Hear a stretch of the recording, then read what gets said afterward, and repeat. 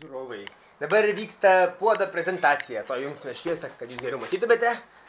Montos naujasis puodas. Labą dieną, Monta. Super! Ką mes čia gaminame šiandieną? Visas daržovės sumakalavome, supjausim ir įdėjom į šitą puodą. O, bet ar jums neatrodo, kad šiek tiek daržovių per daug? Atrodo, bet tas godumas jis mūsų žvaldę suvytų. Ir kažkaip, taip išėjo, vat. Bet mes tikimės, kad iki šito lygio jisai nusileis viskas. Sukris.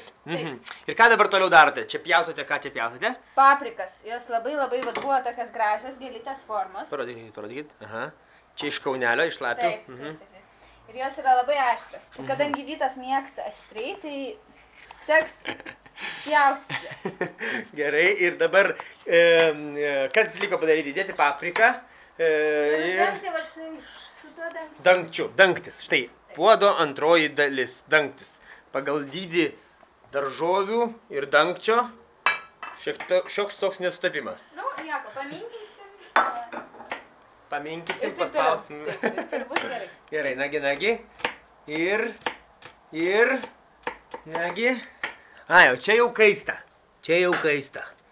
Grotelės. Nu va, žiūrėkite. Įkaitę iki 200 laipsnių. 200. Tidin. Ir vieną taip, gerai? Taip. Čia grožis bus. Čia grožis. Ir dabar prispausim. Prispausim. Žiūrim, ką turim. Tadam! Tadam. Ič. Jėėėė! Nuostabu. Atsargiai, taip, ilgėjaus yra. Karšta, neprisilieskime. Mums reikia žemiau. Nieko tokio. Nu gerai. Ir viskas. Uždarom. Galvenės, nu gerai. Čia. Laukiame, kas bus. Taip, jums. Ką? Ką? Mygtuką. Ne.